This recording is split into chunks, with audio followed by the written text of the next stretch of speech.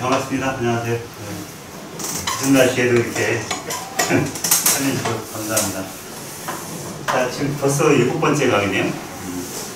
이 테마를 가지고 이제 제가 이 하나하나 이 강의를 하면서 어떤 생각이 드냐면, 제가 강의할 때마다 이게 최고로 중요하다고 얘기를 하니까 사람들이 대체 뭘 어떻게 해야 됩니까? 라고 하는 얘기를 많이 했어요. 근데 사실 제가 이렇게 얘기를 합니다. 선생님이 그 대장은 중요하고 간은 중요하지 않습니까? 이런 얘기를 들 수 있어요. 네. 말하자면 우리 몸 안에서 사실은 어느 것 하나 중요하지 않은 게 한 가지도 없기 때문에 그 어떤 장기를 강조하다 보면 이제 그 애가 그렇게 얘기할 수밖에 없고요. 오늘은 제가 여기 뭐라고 써 있어요? 이 대장이 대장이라 써 있죠? 참 희한한 얘기잖아요, 그죠? 왜 대장이 대장인가? 재미난 일화가 있어요. 이와 대장 건강에 대한 얘기를 할 텐데, 우리 몸의 오장육부가 모여서 회의를 했대.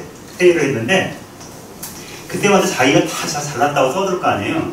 아, 내가 최고다. 뇌가 나와가지고, 뇌가 없으면 이거 몸이 안 돌아가지. 그러니까 뇌가 자기가 대장이라고 한 거예요. 근데 그 다음에 심장이 나와가지고, 야, 내가 심장 없으면 너 뇌에 어떻게 피 돌릴 수 있어? 안 되지. 그러니까, 그런 것 같기도 하고. 그 다음에 내가 이제 심장이 나와가지고, 심장이 내가 대장이라 그런 거예요. 그러니까 네가 왜 대장이니까 내가 없으면 얘들 어떻게 혈액을 걸릴 수 있어? 뭐 이렇게 된 거죠. 근데 대장을 가보니까 자기는 맨날 하스 역할만 하잖아요. 할 얘기가 없는 거예요. 근데 야, 얘들은 다 중요한 것 같은데 나는 별로 할 일이 없는 것 같아. 이렇게 한 거예요. 그래서 난 그럼 내가 쉴게. 그냥 할 일이 없는 것 같으니까 나 쉴게 그런 거예요. 그래서 대장이 놀아버렸어요. 어떻게 됐을까요? 대장이 놀자마자 이 몸이 전체가 난리가 난 거예요. 난리가 나서 몸이 하나도 돌아가지 않는 거예요. 그래서 나머지 장기들이 다 대장 앞에 와가지고, 야, 네가 대장해라. 그래가지고 그때부터 대장이 된 거래요.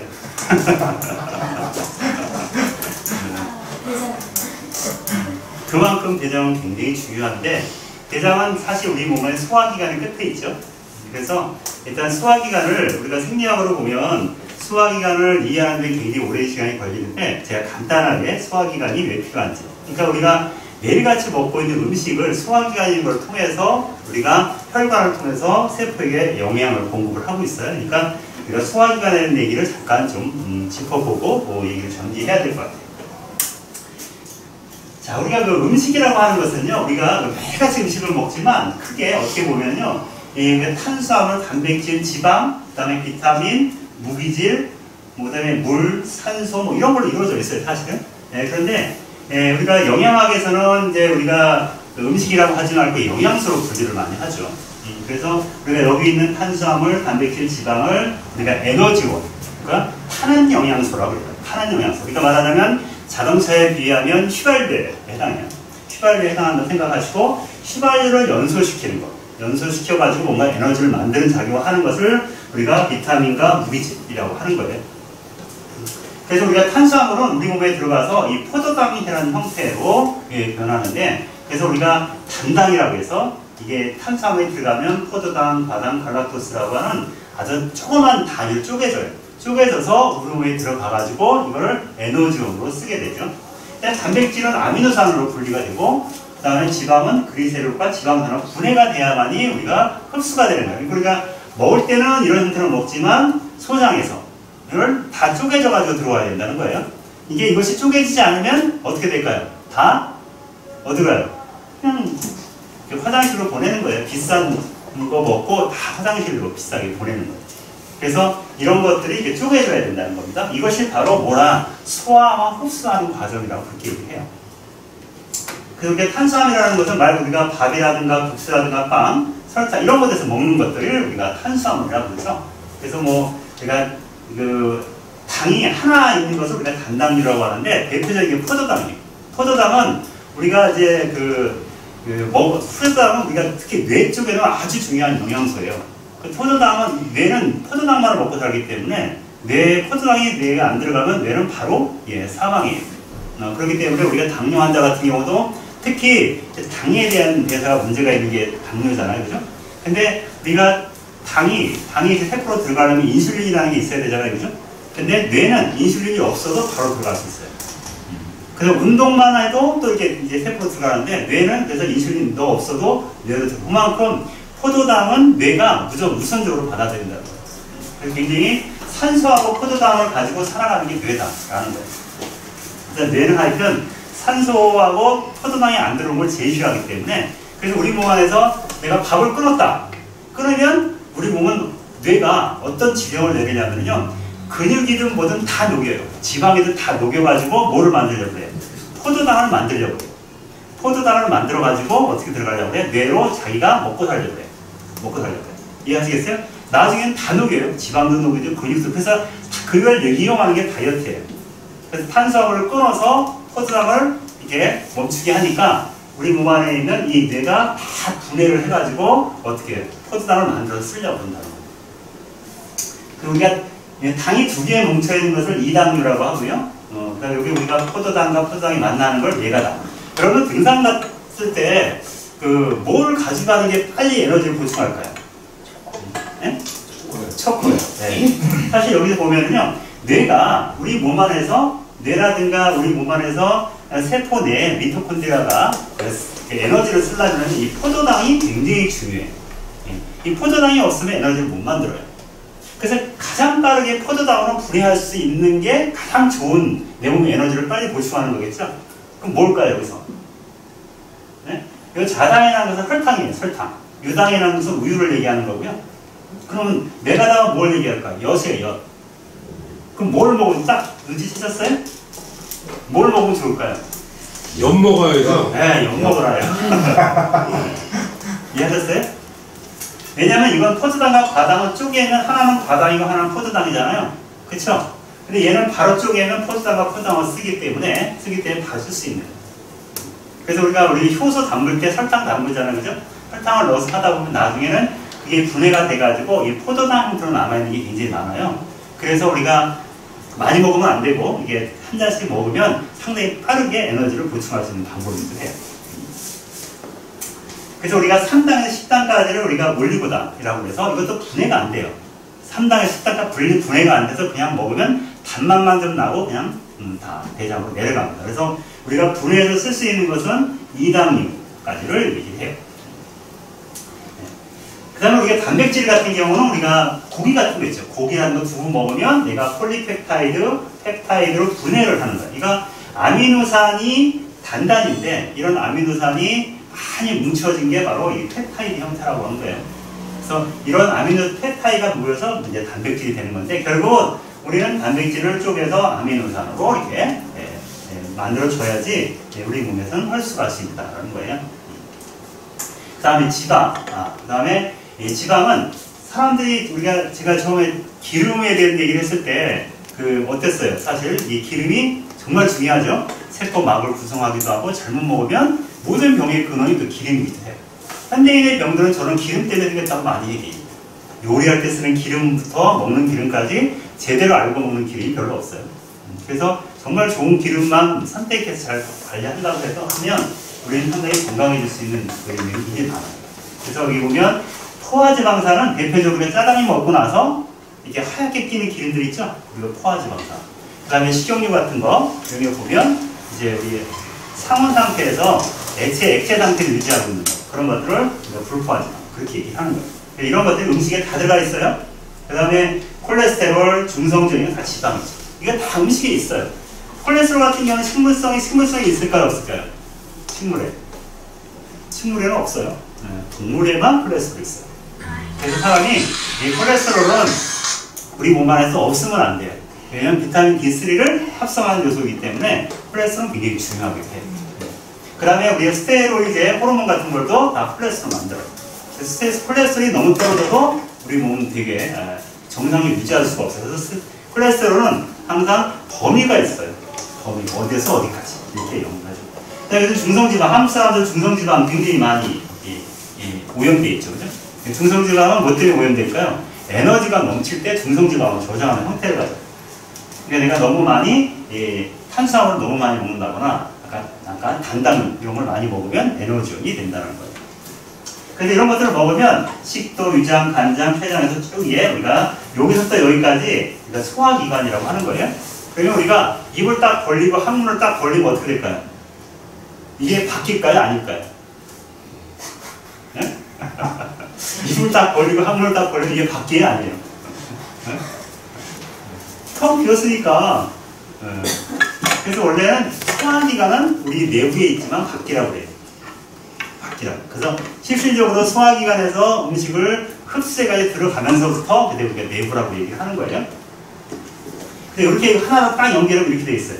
입에서부터 이렇게 이걸 하나로 통로로. 그래서 입에서 항문까지 하나의 통로로 직선으로 쫙 돼 있다. 이게 아주 재밌죠? 그래서 우리가 끄트머리 여기 이제 대장이죠. 그래서 우리가 음식을 먹으면 소화 흡수하는 기간이 7시간에서 9시간입니다. 그다음에 대장에 머무는 시간이 한 10시간.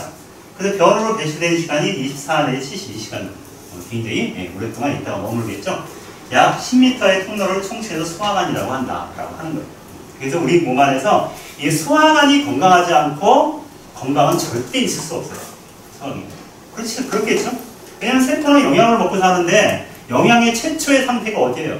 음식을 영양소로 바꾸는 과정. 이게 바로 어디예요? 이게 소화관이잖아요. 소화관. 소화관의 시작은 어디서부터냐? 입이죠, 입. 여기죠. 여기부터 소화가 시작이 되는 거예요, 여기부터. 그래서 여기를부터 소화가 시작하니까 어찌라는 거. 그래서 이가 있는 거잖아요, 이가. 그래서 이가 튼튼하면 그 사람은 일단 소화기능이 좋아지는 거죠. 그래서 일단은 건강해지려면 어떻게 되는 거예요? 일단 정말 잘 씹어야 돼요. 잘 씹어야지 위가 편해져요. 근데 한국 사람들 일단 일이 너무 급하고 스트레스 많이 받으면 어떻게 돼요? 한 4번 씹나? 4번 내지 5번 씹나요? 그리고 꿀꺽꿀꺽꿀꺽 다 들어가죠? 그러니까 식사가 몇 분이면 끝나요? 10분이면 딱 끝나죠. 10분이면 끝나. 근데 그게 젊을 때는 그게 괜찮아요. 근데 그게 누적되면 50대 넘어가기 시작하고 술 먹고 시작하면 이제부터 위에 이제 기능이 저하가 오기 시작해요. 근데 거기서부터 이제 우리 몸이 뭐가 생각하느냐? 영양소가 제대로 잘 안 들어가기 시작을 해요. 그래서 내가 음식만 갖고 버틴다라고 하는 분들도 그때부터는 장담할 수가 없어요. 예? 세포는 다 굶고 있는데 나는 밥을 먹고 있는데 세포는 굶고 있어요. 이해하시겠어요? 무슨 얘기지? 나는 밥 잘 먹고 있어요. 근데 세포는 굶고 있어. 어떻게 된 거야? 다 어디로 간 거야, 걔가? 다 어디로 갔냐고, 걔가. 네?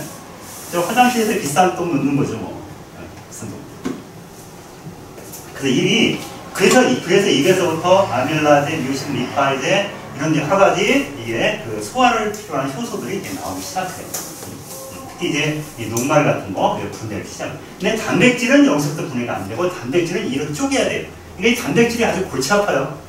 우리 몸 안에서 이 단백질을 분해해야지 되는데 단백질을 분해하기 위해서 우리 소화기관은 보통의 지능을 쓰는 게 아니에요. 그래서 여기는 입에서는 단백질 분해가 없어요.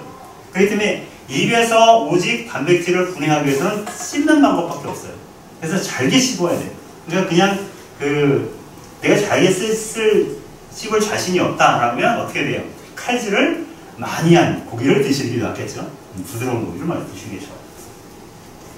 이게 바로 위장의 형태입니다. 평상시에는 이게 위가 이렇게 돼 있어서 음식이 들어가면 쭉 늘어져요. 그러다 보면 유미집 형태로 해가지고 얘가 여기 십이지장을 거쳐가지고 얘가 조금씩 한 4시간 내지 5시간에 걸쳐서 유미집을 이렇게 흘리는 거예요. 한꺼번에 흘리면 안 되죠. 한꺼번에 흘리면 소장에 처리가 안 되니까 갖고 있다가 천천히 흘리면 얘가 다 빠져나가면 그때 위에서 호로록 소리가 나는 거예요.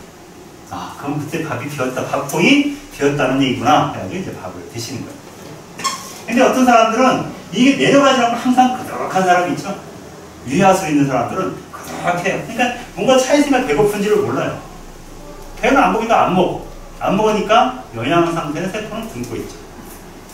이런 내용. 그 다음 정상적인 이유는 이렇게 생겼는데 위하수가 되는 사람들 있어요. 위가 축 처졌어요. 이거 어떻게 고쳐요? 위하수는 아침에 일할 때 입냄새가 심해요. 그리고 주로 야식 많이 먹는 사람은 거의 100% 위하수가 있어요. 위하수는 축 늘어졌기 때문에 이거 어떻게 하냐고. 그러니까 항상 얘가 늘어지면 여기 보세요. 얘가 이거 위 밑에 바로 대장이 있잖아요. 그죠? 위가 늘어지면 대장도 같이 늘어져요. 대장이 늘어지면 대장과 뇌는 바로 연결되어 있어요. 근데 머리가 항상 아픈 거예요. 그러니까 이 위가 여기 여러분들 소화 안 되면 되면서 어디가 아파요? 여기가 아프잖아요. 머리가. 많은 사람들이 머리가 자기가 두통이 있어가지고 내가 만성 두통인 줄 알고 계속 편자를 먹고 그냥 편투성약을 먹었는데 알고 보니까 제가 훔쳐보니까 위장병이에요. 그 위장을 한 달이나 두 달만 고치니까 편투성이 30년 앓던 편투성이 싹 사라지는 거예요. 이해하시겠어요? 네. 그게 여기서 막혀서 그런 것 같아요. 여기서 막히면 기운이 위로 탁 떠. 특히 위가 이제 늘어지는 사람들 아주 굉장히 골치 아프죠. 이 한번 늘어지면은요, 이거 어떻게 해요? 근육으로 다 돼 있는데 어떻게 탱탱하게 만드냐? 어떻게 해야 될 것 같아? 이해하시고 어떻게 해요? 운동시켜야 되는데 네? 미운동. 네? 야식 안 먹고. 야식 안 먹고. 네. 그렇죠. 일단 식생활을 잘 하고 얘는 일단 세포이기 때문에 충분한 단백질 섭취, 그 다음에 운동하고, 그 다음에 그러면 사이. 그 다음에 위가 절대 과식을 하면 안 돼요. 한번 얘가 여러분들 물을 말이에요. 물 절대 한 번에 많이 먹지 말아요. 물 한 번에 많이 먹으면 얘가 축 처져요. 축 처졌단 말이에요. 근데 이 축 처진 애가 다시 복구가 안 됐어. 그럼 어떻게 돼요? 위가 늘어진 상태로 계속 있는 거예요. 그러니까 그 다음부터 물만 먹으면 체하고 아파 죽거든요. 그거 복구하려면 한 몇 달 걸려요 또. 그게 한두 번의 과식 때문에 늘어나는 거예요. 이해하시겠어요? 젊을 때는 안 그래요. 젊을 때는 한 번 과식해서 쭉 늘어서 쫙 탄력이 올라오는데 이게 나이가 들면 그래서 노인 건강이 좀 달라지는 거예요. 나이가 들면 한두 번에 그냥 과식 갖고도 노인이 사망을 해요. 왜? 이것 때문에 그래요. 갑자기. 굉장히 좀, 여기. 그래서 위는 아주 제일 중요한 게 위에서 하는 역할이 염산이 제일 중요해요. 왜? 본격적으로 위는 뭐 때문에 이제 위가 그렇게 큰 산성 환경을 산성을 견디게 위벽에 이제 쌓여 있냐면 염산 때문에 그렇다. 그래서 이때부터 위는 뭘 시작하느냐? 단백질을 쪼개기 시작해요. 단백질을 쪼개야 되는데 단백질 어디까지 쪼개야 되는 거예요? 아미노산, 펩타이드까지 쪼개야 되잖아요. 아주 단단히를 쪼개야 될 거 아니에요. 그래야지 소장이 흡수를 하니까. 내가 고기를 많이 먹어봐야 뭐예요? 흡수가 안 나면 아무 소용이 없으니까. 그래서 쪼개는 작업을 어디서부터 하는 거냐? 염산을 막 분비시켜가지고 하는 거예요. 그래서 우리가 보면 이제 펩시노겐이라는 형태에서 나와가지고 펩신으로 가고 이걸 바로 염산이 역할을 하는 거예요. 염산이 이런 형태로 단백질 쪼개고, 그다음에 우유 단백질도 안 쪼개지니까 쪼개고, 단백질 3차 구조 변정시키고, 쪼개서 어떻게 소장에서 흡수시키고 하는 거예요. 근데 나이 들면 이런 염산이 나와야 안 나와요? 이런 안 나와 또 염산이. 네? 그 미치는 거예요. 그래서 노인들은 대부분 소화불량이 염산이 안 나오고, 그 다음에 위가 늘어져서. 그러니까 소화불량이니까 음식을 먹으면 영양소를 흡수를 할 수가 있어요, 없어요? 못하죠. 그러니까 소식하게 되죠. 작게 먹게 되고, 적게 먹게 되고, 먹기 쉽게 되고. 그럼 점점 세포는 굶어요. 세포가. 굶어. 그 쓸데없는 것만 들어가. 왜냐하면 간편한 거. 어? 그러니까 먹고 싶은 것만 먹으니까 계속 들어오는 건 들어오고, 안 들어오는 건 안 들어와요. 그러면 안 들어온 걸, 이게 이미 차야 되는 거 계속 넣으면 걔는 뭐가 되는 거예요? 아무리 좋은 것도. 노폐물이 되는 거예요. 노폐물 되니까 그것도 보내느라고 힘들어요. 그래서 사실 우리 몸 안에서 가장 중심에 위가 있잖아요. 그래서 이 위가 나쁘면 다 나빠져요, 건강이. 위가 나빠져요. 그래서 위가 건강하면 그래도 한 50%는 건강에 따는 거예요. 위를 건강하지 않으면, 보세요, 위가 나쁘잖아요? 살찐 사람이 없어요. 위가 나쁜 사람 치고 살찐 사람이 없어요. 위하고 소장이 나쁘면 절대 살찔 수가 없어요. 살찔 수가 없어요. 왜요? 영양소가 이렇게 안 들어가니까. 자, 그 다음에 얘가 이제 여기 12지장 통과를 이렇게 오면은 이제 간에서 이 담즙이 분비되는데, 이 담즙이 뭐예요? 담즙은 바로 지방을 분해하기 위해서 담즙이 나오는 거예요. 지방. 우리가 간청소 우리 옛날 배웠을 때 간청소 하나 올리도 지방을 올리브유를 먹어서 담즙을 유도시키는 거죠. 근데 이게 바로 이게 췌장이에요. 이 췌장은 요즘 많이 걸리잖아요. 그죠?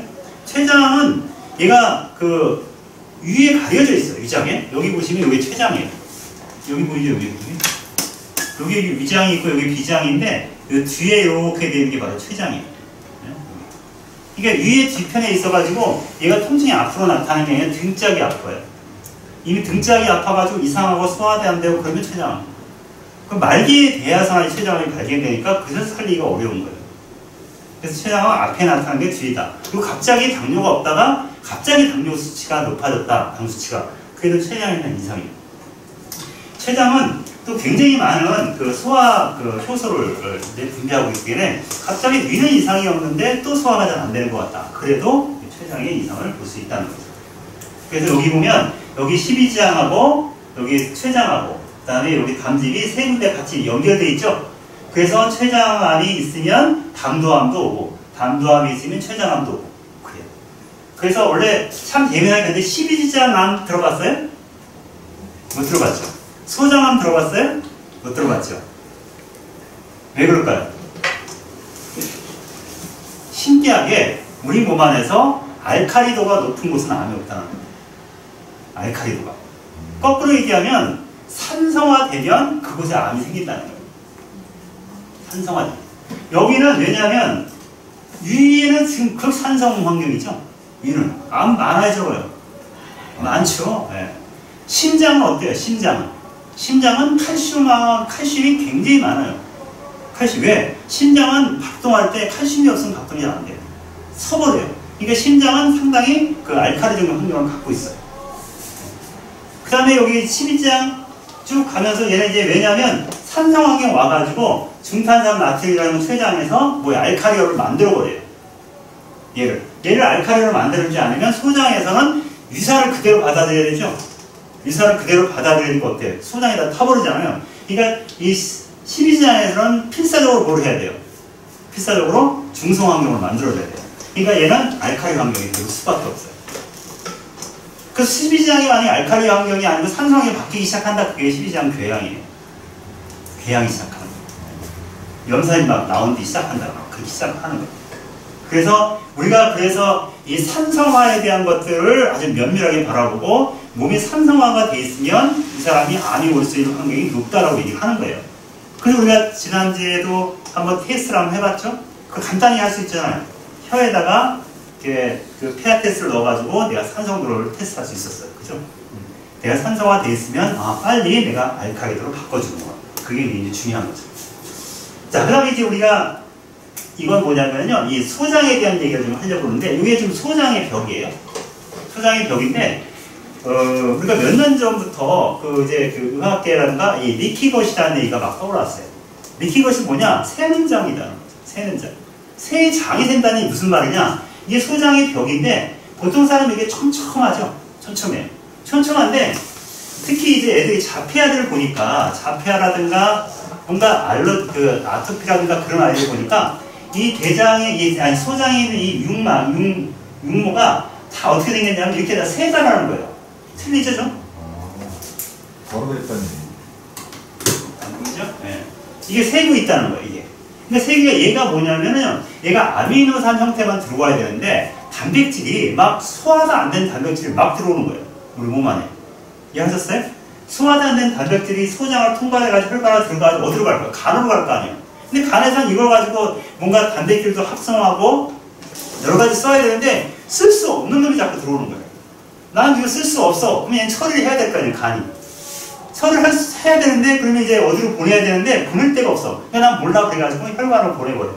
그러니까 얘가 떠돌다가 어디로 가는 거예요? 그냥 뇌혈관 쪽에 가기도 하고 여기저기 세포에 쌓여가지고 이상 알러지 현상을 일으키게 돼요.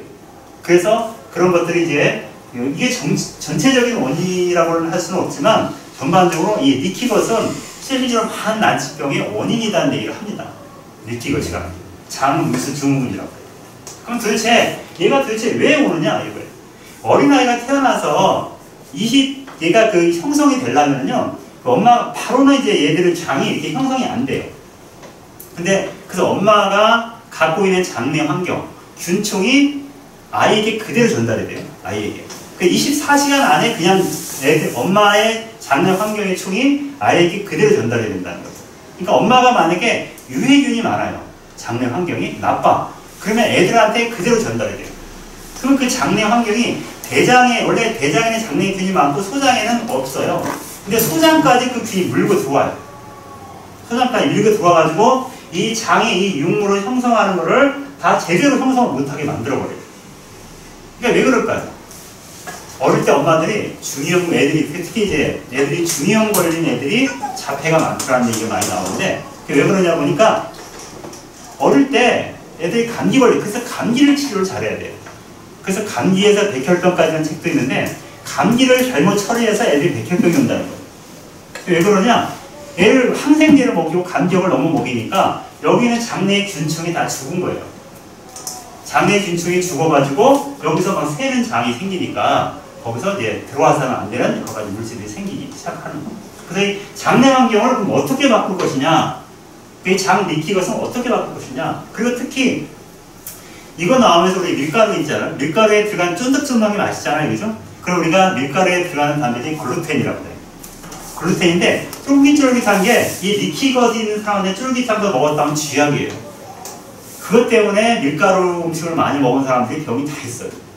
여성분들 밀가루 음식 되게 좋아하잖아요. 그죠? 장이 다 새는데 밀가루 음식 글루텐 들어가면 그거 알러지 반응을 일으키는 거예요. 그래서 그것 때문에 많은 질병도 오게 되는 거죠. 그게 췌장이고요. 췌장에서는 아밀라제, 말타제, 트립스라든가 여러 가지, 예, 여기 보면 이 아밀라제라는 것은 아까 녹말, 발이 녹말 같은 거예요. 이런 것들을 2단위로 바꿔줄게요. 2단위를 단단위로 바꿔주고 여기 트립스틴 이런 것들은 좀 어려운 얘기지만 여러 가지 폴리펩타이드를 펩타이드로 바꿔줍니다. 리파제는 이제 지방산과 글리세롤로. 하여튼 이런 음식을 완벽하게 분해해서 소장에서 흡수할 수 있게 해주는 게 바로 이 췌장이라는 거예요.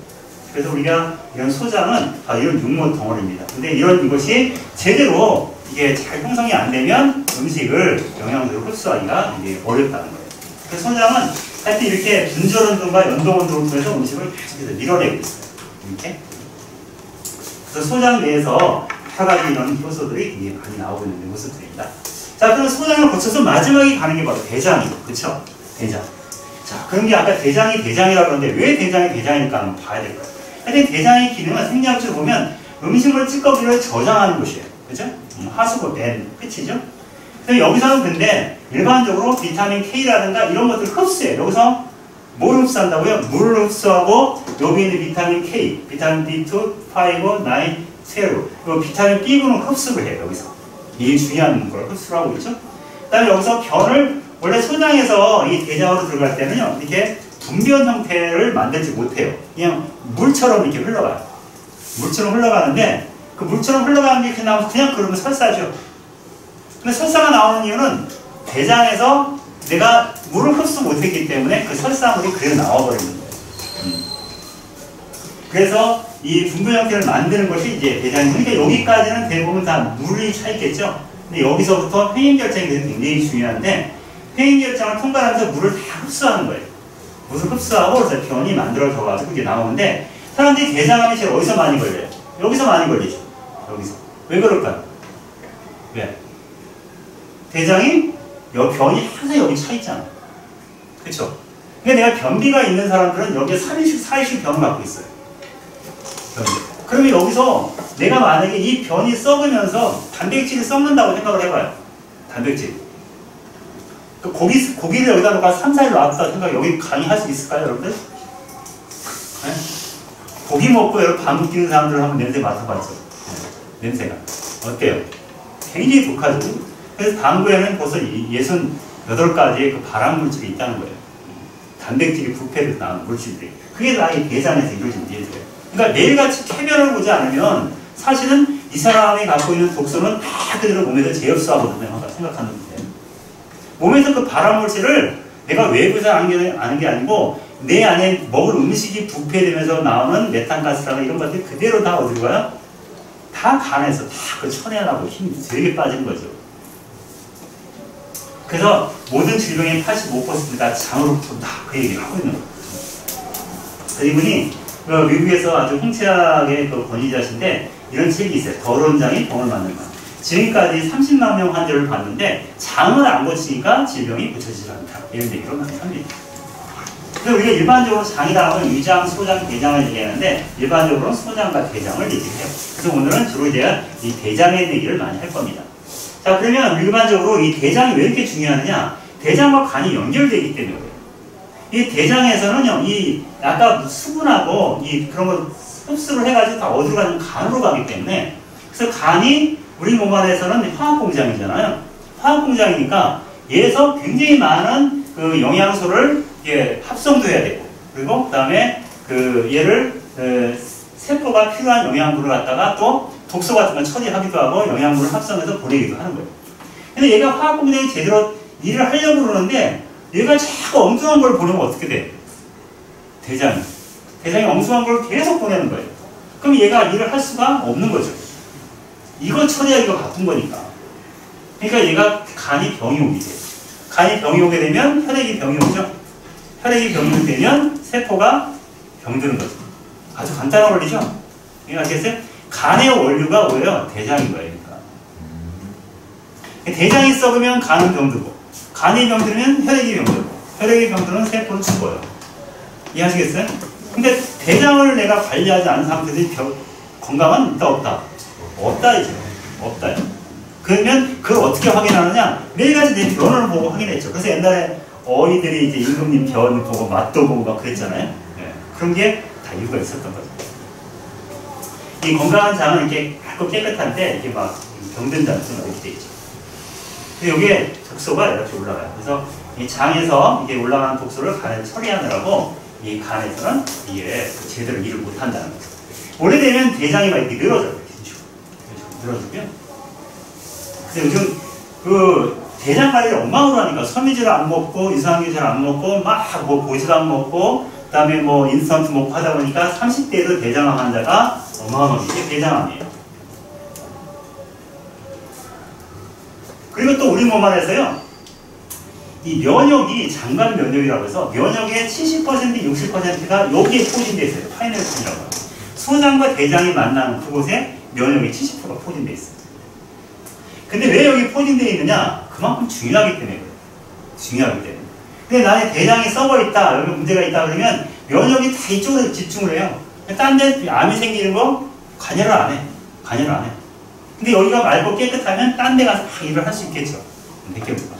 그러니까 여기가 굉장히 중요한 거예요. 그래서 우리가 이런 얘기도 많이 해요. 마음의 병은 뇌가 아니고 장이 치유한다. 왜 그러느냐? 저는 우울증이 오는 이유가 세로토닌에 문제가 있다고 하잖아요. 세로토닌. 그 세로토닌, 근래에 밝혀진 이론인데, 세로토닌이라는 그 신경 전달 물질이 90%는 장에서 존재하고 뇌에서 2%밖에 없다는 거예요. 근데 장에서 내가 썩어 있으면 세로토닌이 나오지 않는 거예요. 네. 그러니까 뇌에 아무리 해봐야 소용 없다는 거죠. 네. 그래서 우리가 이 장 관리를 하면 뇌가 건강해진다는 얘기도 나오는 거예요. 그래서 행복한지 불행한지는 장의 상태를 보고 결정할 수 있다고 하는 거예요. 그래서 장이 인간의 수명과 재능을 결정한다. 이런 얘기도 많이 나오고 있고요. 자, 그러면 장을 뭐 어떻게 건강하게 하느냐? 저는 이제 세 단계로 얘기를 할 수가 있어요. 첫 번째, 보면 바로 해독과 클렌징이에요. 일단 장에 있는 거 찌꺼기를 먼저 어떻게 돼요? 바깥으로 배출해야 되겠죠. 바깥으로 이게 배출. 그걸 우리가 보통 해독과 클렌징이라고 해요. 자, 이게 보면 일반적으로 이게 장을 한번 볼까요? 지방이 높고 식이섬유가 낮은 식사는 변비를 일으킨다. 이렇게 대변이 장에 머무르는 시간이 길어질수록 변에 들어있는 독소들이 대장에 머무르는 시간도 늘어나게 된다. 늘어난 시간만큼 독소는 계속해서 대장벽을 자극한다. 이런 증상들이 계속되면 대장은 치명적인 상태에 빠질 수 있다. 자, 아까 그거 보니까 어때요? 그게 우리가 일반적인 그 장에서 고기 같은 거 먹었을 때 장에서 부패하는 사진이. 근데 그 독소가 다 어디로 가는 거예요? 장막을 통해서 그리고 간으로 가. 이런 현상을 홍채에서 정말 잘 보여줘요. 홍채에서. 홍채를 보면 그런 사인들이 너무 이렇게 잘 보이게 돼요. 그래서 알고 보니 장이 문제가 있구나. 이런 걸 볼 수가 있는데. 이거 한번 영상 한번 볼게요.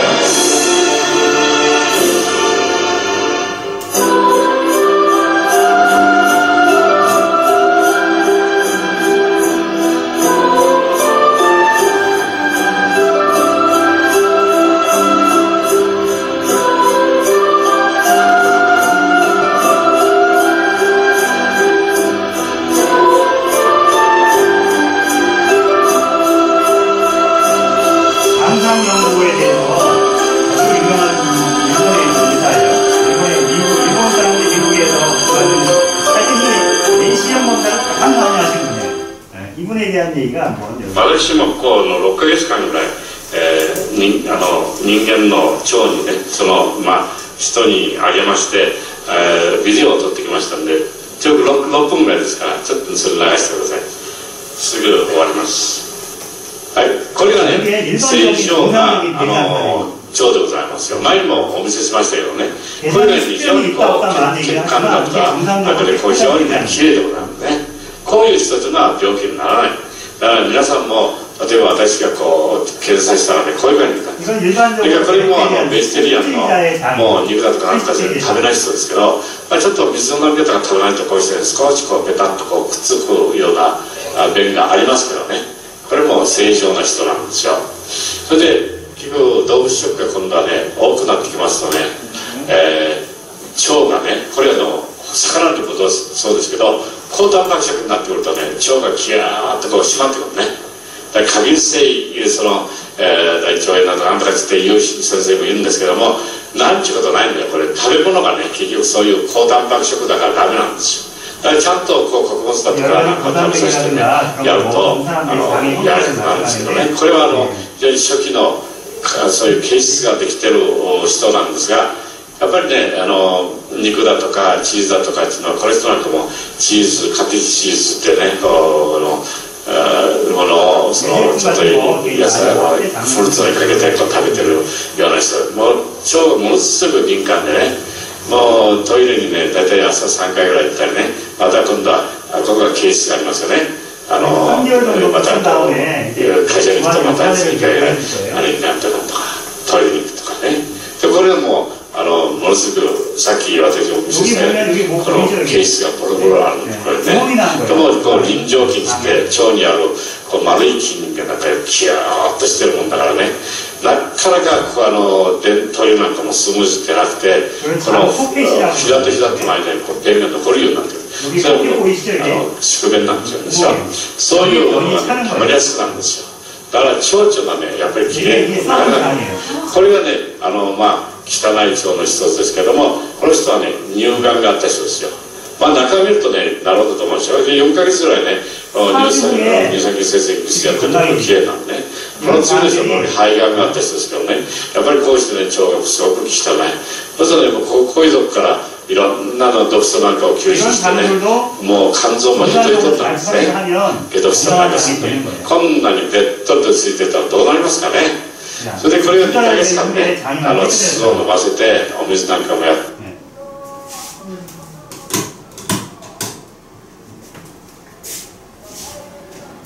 이것은 이제 유산균하고 이제 좀 이따 얘기할 프리바이오틱스하고 프로바이오틱스를 이제 어떻게 쓰느냐에 따라서 장내 환경을 이렇게 빠른 시간 내에 바꿔주기도 한다는 거예요. 그래서 우리가 이제까지 숙변이 있다 없다 얘기가 많았는데, 사실 저는 그거보다도 오래된 변도 중요하잖아요. 사실 여러분들 단백질 같은 게 오래되면 이렇게 딱딱하게 돼요. 그래서 얘가 반응을 안 하기 때문에 그렇게 위험하지 않아요. 근데 3대 4일 된 변 있죠? 그게 제일 위험해요. 더 위험해요. 왜냐면 그때 가장 많은 독성 화학물질을 많이 분비를 하거든요. 그래서 원래 저는 숙변이나 이런 것보다 더 무서운 게 체변이라고 해요. 체변. 그러니까 3일, 4일 묵었던 변 있죠? 그게 가장 위험한 변들이에요. 사실은. 그래서 그 변들이 장에 머물러서 사실 우리 몸에 굉장히 혈액을 탁하게 만드는 그 원인을 지금 하는 거예요. 자, 대장은 환경이 어때야 되느냐? 대장은 사실은요, 이게 보면은 알칼리보다는 약산성이어야 돼요. 대장. 그래서 얘가 이 알칼리로 가면은 대장이 암갈색, 부패색 이렇게 돼요. 그래서 이게 대장이 약산성으로 가면 황갈색으로 변하고요. 그 다음에 유산균이 우리가 되면은 얘가 약산성으로 존재해가지고 황금색 변으로 이제 나오게 돼요. 그래서 우리가 일반적으로 이 대장 해독과 정장이 필요한 사람은요, 특히 자가면역 질환, 특히 이 자가면역 질환은 대장에서 문제가 생기니까 간에 문제가 생기는 거죠. 간에서 정말 오묘한 작용을 많이 하는데, 얘가 백혈구라든가 뭐 그런 거에 대한 것들이 대체적으로 거기서 뭔가 좋아하는 게 뼈에서 백혈구를 만들어내지만 그 모든 작용, 이렇게 백혈구가 정상적으로 잘 활동할 수 있도록 해주는 건 다 간에서 해요. 나름대로. 근데 이게 그런 것들이 대장 문제가 간에서 문제를 일으키기 시작을 하면 다 이게 자가면역질 이런 것도 다 오게 되고요. 비만, 만성피로, 입냄새, 변비 이런 것들은 다 장과 굉장히 관련이 높다는 거예요. 특히 여성들 여기에 김이 주근깨 많이 끼는 분들 있죠? 여드름 많이 나고 이런 것들 다 대장과 관련이 높다는 거죠. 특히 이제 쥐가 잘 나는 현상도 그렇고요. 여성 갱년기, 남 이런 것들도 다 대장과 관련이 높다는 겁니다.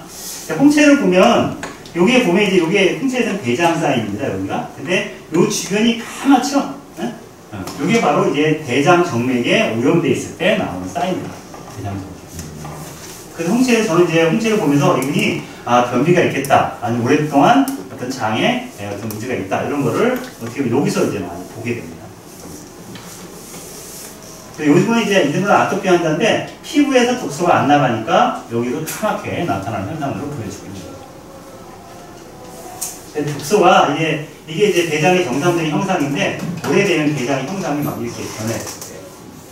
하여튼 대장에 독소가 쌓이면 변비나 설사가 일어나고요, 면역력이 떨어지고 감기가 잘 걸려요. 그리고 비만, 습게 살도 찌고야 되거든. 몸도 습게 좀 차가워져요. 몸이 냉기가 굉장히 많아지기 시작하고요. 피부도 굉장히 거칠어지기 시작하고요. 또 이게 아까 신경 전달 문제 연결되니까 막 안절분절도 못하게 되고요. 입냄새 또 심해지고, 두통이나 어깨 결림 이런 것도 있고요. 또 수면은 깊이 못 자게 되고요. 생리통이라든가 이런 것도 많이 생기고요. 그 다음에 알러지도 많이 생기고요. 고혈압 이런 것도 다 대장에서 많이 생깁니다. 일단은 그러니까 내가 장내 환경을 무조건 좋게 만들고 볼 일이에요. 사실은 손해볼 일 하나도 없으니까 무조건 좋게 만들 필요가 있다는 거예요. 장내 환경이 만약에 그 변비가 있으면 어떻게 되느냐, 그 안에서 이런 아주 유독성 물질들이 계속 나온다는 거예요. 이 페놀이라든가 인돌, 파마수시스탄, 이게 전부 다 발암물질들이에요. 이것이 우리 몸 안에서 계속 발생이 되고, 그것이, 그러니까 우리는 그냥 가만히 있어도 이제 방구가 계속 나와요. 소리는 안 나도 사실은. 그 가스가 분출을 하고 있는 것들이에요. 근데 이제 방구 이제 잘 안 나오고, 그 다음에 막 불을 끓고, 그러면 그게 다 이제 간으로 올라가는 거예요. 그래서 아까 보면 이제 우리, 아까 봤죠? 게시를 보셨죠? 안에 내부에서 구멍 난 거? 여기 게시이라고 해요. 안으로 이제 보이는 걸 우리가 용종이라고 해요. 용종도 오래 놔두면 그게 바로 대장암이 됩니다. 사실. 그래서 우리가 만병의 근원은 이제 변비라고 해요. 근데 변비의 거의 70 내지 80%는 섬유질 부족이에요. 섬유질. 섬유질만 열심히 많이 먹어도 변비는 잘 없어요. 근데 이거 많이 먹어도 내가 변비가 오는 경우가 많은데 경련성이에요. 이게 스트레스를 받아가지고 내 신경이 불안정하니까 우리 몸 안에서 신경에 제일 예민한 게 대장이에요. 그러니까 우리가 신경 조금 설사 나오고 막 그러잖아요. 그 이유가 있어요. 뇌가 자기가 열을 받으면 안 되니까 일단 어떻게 돼요? 우리 몸 안에서 장을 건드려가지고 몸에서 빨리 배출시키려고 하는 거예요. 뇌가 침해를 안 받아야 되니까. 그래서 일단은 장을 먼저 배출시키고, 그래서 장청, 뇌청 얘기가 나오는 이유가 장과 뇌가 아주 밀접한 연결성이 있어요. 그래서 장을 건강하게 하면 장의 신경을 자꾸 자극해주잖아요. 연결해주면 뇌가 깨어나는 거예요. 뇌가 깨어나요. 그래서 우리가 섬유질을 먹으면 장이 막 자극이 되죠. 자극이 되니까 뇌가 막 자극이 되고, 뇌가 자극이 되니까 장하고 뇌가 서로 커뮤니케이션을 하면서 전반적으로 잘 밸런스를 맞추게 돼 있어요. 이완성과 이게 참 골치 아픈데 장이 늘어져 버린 거예요. 이게 오랫동안 노인이 되면 늘어지기도 하고, 또 운동하고 단백질 부족 이런 건 장이 늘어져요. 특히 이제 여기 회행결장인데 회행결장이 쭉 늘어진다고 생각을 해봐요. 여기 병이 통과할 수 있겠어요? 흔히들 우리가 변비가 없고 내가 변비가 있다가 해서 병을 잘 먹으면 주변에서 섬유질을 내가 많이 권유해서 먹게 돼요.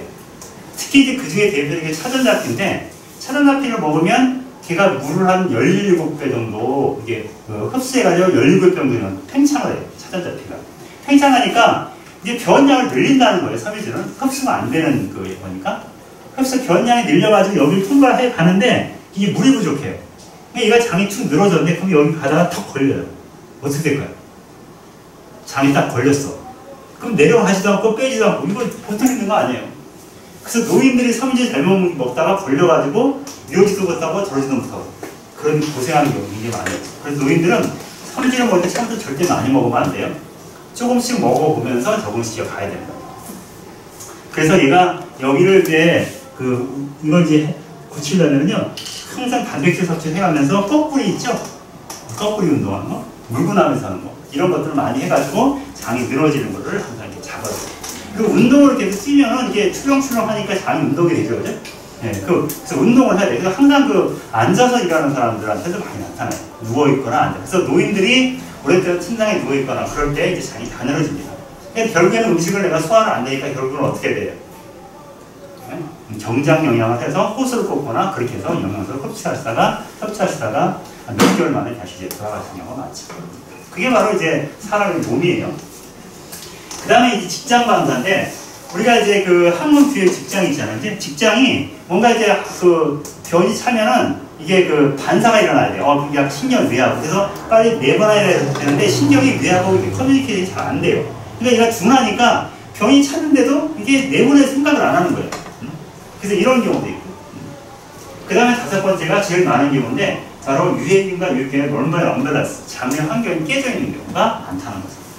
그래서 일단 내가 변비가 있다면 나한테 도대체 어떤 원인 때문에 변비가 올까를 한번 원인을 찾아보셔야 됩니다. 그래서 일단 내가 섬유질을 많이 늘려보시고, 섬유질을 늘려서 병이 잘 해결되면, 그런 대로 이제 2, 3, 4번이 이제 나름대로 이제 보완이 될 수 있어요. 그래서 저는 이 섬유질과 1번과 5번이 가장 먼저 장을 고치는 해법이에요. 해법. 그 다음에 이제 신경성, 이런 것들은 우리가 뭘 드셔야 될까요? 칼슘이에요, 답은. 칼슘을 잘 섭취하면 신경이 안정이 되고요. 신경이 안정이 되니까 이것이 경련성 장들이 많이 해결이 돼요. 그러니까 이항성 방에 뭐가 문제가? 운동과 단백질이에요. 운동과 단백질을 열심히 섭취해주면 이항성 장이 많이 되겠죠? 그 다음에 직장마다 둔하다. 이것도 막 신경과 관련되는 것 때문에 바로 미네랄 같은 거, 이런 것들이 바로 답이 되는 거죠. 그래서 우리가 변비의 공통적인 원인들은 뭐 섬유소, 물 부족, 운동 부족, 여러 가지. 특히 하재 있죠? 옛날에 그 동기자차라든가 그런 거 많이 먹었잖아요. 변비 때문에. 많이 먹으면 그게 장이 이미 늘어져요. 자꾸 이제 자극을 줘가지고 억지로 막 격렬을 일으켜가지고 병을 이제 바깥으로 보내니까, 그 다음에 이 장은 특히 자극을 받으면 그 자극에 처음에 반응을 해요. 우리 몸이 다 그래요. 근데 다음번에는 좀 더 강한 자극이 필요해요. 다음번은 더 센 자극이. 그러니까 다음번에 하나를 먹다가 2알을 먹어야 돼요. 2알을 먹어서 3알을 먹어야 돼요. 그게 점점 장은 자극을 더 많이 세게 받아야 돼요. 그러니까 우리가 일반적으로 침도 마찬가지예요. 침을 맞았는데 하는 거라서 그래서 일침이라고 했어요. 처음에 딱 침을 맞아가지고 안 되면 안 듣는 거예요. 왜냐면 침은 딱 자극을 했어. 내가 이게 침 들어왔구나. 그래서 뭔가 막 호르몬도 보내고 피도 많이 보내가지고 죽게 하려고 그래요. 근데 얘가 자꾸 꽂아대. 그러니까 이거 지금 엉터리다. 그래서 안 보내버려요. 그 다음에 어떻게 돼? 더 세게 찔러야 되겠죠. 그래서 원래 그 병 고칠 때 안 걸리고 막 그럴 때 막 뜸 뜨는데 직구뜸 뜨잖아요. 직구 뭔지 아시죠? 직접 막 피부에다 대고 불 떼가지고 막 하는 거. 그거 얼마나 아파요. 인두로 뒤지는 거하고 똑같은데. 그래도 그 암 환자들은 살려고 그거 많이 하는 분들 많아요. 그래서 그거 막 어떤 분은 배에다 막 흉터내가지고 막 쓰는 분들 많거든요. 근데 왜냐면 그게 뜸이 뜨니까 뜨겁잖아요. 그러니까 우리 뇌가 거기다가 뭘 해요? 모든 그 혈액이나 이런 걸 다 집중할 거 아니에요? 거기다. 그러면서 그 부위를 이제 좋게 하는 그런 원리를 갖고 있죠. 여러분. 옛날에 인산 선생님이 그런 방법을 많이 썼어요. 그래서 독성대장이 이제 촉진자면 이제 변비가 있으면 장이 독성 상태를 보내고요. 약이 있죠. 항생제 같은 걸 먹으면 균을 다 죽이니까. 그래서 이제 그 독성대장이 됩니다. 그 다음에 이제 칸디다균 같은 거, 곰팡이균 같은 거 있죠. 그 우리 몸 안에 곰팡이균이 굉장히 많은데 그것도 이제 장의 대장암이라든가 그런 걸 일으키는 원인이 되기도 해요. 그래서 특히 소화불량, 소화가 안 되는 음식이 자꾸 대장으로 흘러가는 거예요. 특히 나이가 들면 내 고기를 한 그릇 먹었어요. 근데 특히 뭐가 이제 위에서 저장력이 떨어져요. 입에서 저장력이 떨어져요. 위에서 또 염산이 잘 안 나와. 췌장에서 소화 효소가 잘 안 나와. 그럼 소장에서 흡수 안 되죠. 그러면 걔는 어떻게 가는 거예요? 똑같이 이렇게 고기 한 그릇 드셨어요. 한 분은 잘 이게 분해가 돼가지고 아미노산이 됐어. 그러면 얘가 들어가가지고 이거 효소도 만들고 여러 가지 그 세포 막도 만들고 여러 가지 일들을 많이 해요. 호르몬도 만들고. 근데 이분은 안 들어갔어. 안 들어간다 어디 가요, 걔가? 대장으로 내려가죠. 대장에 내려가면 이게 단백질이 썩잖아요. 썩으니까 누가 제일 좋아할까요? 나쁜 세균들. 유해균의 먹이가 돼버려요. 유해균이 막 증식하는 거예요. 그러니까 나이가 들면 우리가 고기 한 점 먹고 그러면 나한테 영향이 간다고 생각은 대장을 부패하는 원인이 되는 거예요. 어떻게 보면 대장이 그럼 막 썩어 들어가는 거예요. 그래서 거기서 나이 들면 대장암이 많이 발생하는 경우도 되기 시작하는 거예요. 그래서 독성 대장암은 일반적으로 이 몸에서 이상한 냄새가 많이 나요. 옆에서 가면 이상한 냄새가 많이 난다 그러면 대장이 많이 썩어 있다. 근데 당뇨병이 많이 오고요. 그다음에 간질환 많이 오고 장내 칸디다균. 만점처럼 이런 것들이 있는 거예요. 자, 그러면 이제 우리 몸 안에서 장내 환경을 이제 밸런스를 어떻게 맞추느냐 한번 볼게요. 제일 중요한 게 우리 몸 안에서는 아까도 처음 얘기했지만 엄마가 갖고 있는 장내 환경청에 그것이 그대로 얘한테 전달이 돼요. 그러니까 제가 항상 그런 얘기해요. 절대 허니문 베이비를 만들지 마라. 6개월 동안 뭘 해라고요? 몸 관리를 한 상태에서 아이를 가자라고 얘기해요. 그것만 해도요, 우리 애들 태어난 애들한테 아토피 거의 막을 수 있어요. 자폐아 거의 막을 수 있어요. 그리고 굉장히 초미한 아이를 만들 수가 있어요, 사실은. 그래서 엄마, 아빠들 예비 신혼부부들 일단 모발 검사 해가지고 거기 중물적성 빼고, 그 다음에 미래를 그려서 잡고, 그 다음에 장 같은 것을 잡아주고. 그러면 엄마의 장내 환경을 잘 만들어주는 거예요. 그러면 애가 세상에 태어나자마자 젖을 물 때 엄마의 균이 그대로 아한테 다 퍼지거든요. 퍼지면 엄마의 건강한 장내 환경이 아이한테 그대로 가는 거예요. 가면 그 아이는 아주 평생 건강해져요. 그 소장을 아주 건강하게 만들어야 되는데 소장이 건강하지 않잖아요. 그러면 아이가 평생 영양소를 흡수하지 못하는 상태로 가가지고 선천적으로 나는 약하게 태어났네 그러는 거예요. 약하게 태어난 게 아니고 엄마의 상태가 그대로 간 거예요.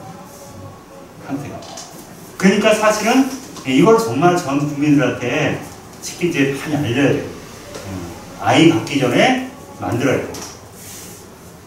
남자들 같은 건 마찬가지예요. 남자들 아연이 없어요. 정제 아연이 없으면요, 그게 임신도 잘, 그래 부인도 많이, 여자 탄도 있지만 남자들도 꽤 많이 있어요. 원인이. 칼슘 부족도 많이, 그런 원인도 많이 오고요. 그래서 장내 환경을 보면요, 이게 바로 플로라라는 꽃밭처럼 돼 있겠죠? 네. 그래서 이게 이 사람의 꽃밭처럼 쫙 깔리는 거예요. 그래서 우리의 대장균은 일반적으로 400여 균이 된다고 하고요. 우리가 그 변을 보면 3분의 1이 세균입니다. 3분의 1. 그만큼 그래서 우리 휴지, 옛날에 휴지를 이렇게 많이 닦아요. 요즘 이제 물로 많이 세척하지만 옛날에 휴지를 많이 했잖아요. 그러니까 휴지 4겹을 다 통과를 해요. 4겹을 통과해가지고 균이 묻어나가요. 그러니까 옛날에 손을 다 안 질 수 있잖아요. 그 균이 다 어디로 가는 거예요? 네? 그냥 여기 만지면 여기 있고, 지하철 상자를 잡으면 거기 있고, 그렇죠? 특히 컴퓨터 자판 어마어마하죠, 네, 균들이. 그러니까 뭐 수시로 이게 들어오는 거예요, 수시로. 그러니까 바깥에 나오는 반드시 손만 잘 닦아도요, 상당히 그걸 방어할 수 있어요, 사실. 그래서 대장내의 그러니까 숫자가 한 10종이 이상이 된다고 하는 총 중량이 약 1kg가 되니까 제3의 장기다 이렇게 표현하는 게 되세요. 그래서 대장에서는 사실 대장균들은 섬유질 같은 것들을 분해해가지고 원래 섬유소는 열량이 없어요. 섬유 같은 건 열량이 없는데 사실은 셀룰로스 같은 거 분해해가지고 1.5대 2.5kg 정도로 분해를 열량을 만들어낸다고 해요. 그러니까 셀룰로스 같은 거 먹어서도 이게 약간 칼로리를 만들 수 있다. 그래서 사람과 대장은 공생관계를 갖는다고 얘기를 합니다. 그리고 이제 이 맹장이 어디 있냐, 여기가 맹장이죠. 옛날에 우리가 서비스로 맹장 많이 잘라줬잖아요. 근데 사실 이 맹장이 면역에 보고해요. 면역에. 이 맹장을 자르면 대장암 걸릴 확률이 굉장히 높아져요. 그래서 이게 여기 충성 같은 많이 있잖아요. 근데 여기가 이 식물의 독을 다 처리하는 것이 바로 맹장이에요. 맹장과 비장은 면역이 굉장히 중요하기 때문에 그래서 이 맹장이 나빠지면 이게 대장에 병이 올 가능성이 높다 이렇게 많이 하죠. 그래서 유산균의 저장소가 바로 맹장이다. 굉장히 중요한데 이걸 잘라버렸으니까 사실 장내 환경층이 무너질 수밖에 없죠. 그럼 이분은 계속해서 내가 맹장을 실수로 잘랐다. 그러면 어떻게 될까, 이 사람은? 계속해서 유산균을 섭취를 해줌으로써 이걸 강화할 수 있어야 되는 거죠. 근데 제가 경험에 그런 분들 계세요. 어느 분이 자기는 살이 좀 쪄가지고 살을 좀 빼야 되겠다는 생각을 한 거예요. 그래서 한 80kg까지 됐는데 좀 다이어트를 한 거예요. 그래서 살을 쭉 뺐는데 한 70kg까지 뺀 거예요. 뺐는데 거기서 멈춰야 되는데 계속 빠지는 거예요. 이상하다. 그래서 알고 보니까 이제 그분이 하여튼 하루 병원에서 많이 검사를 했어요.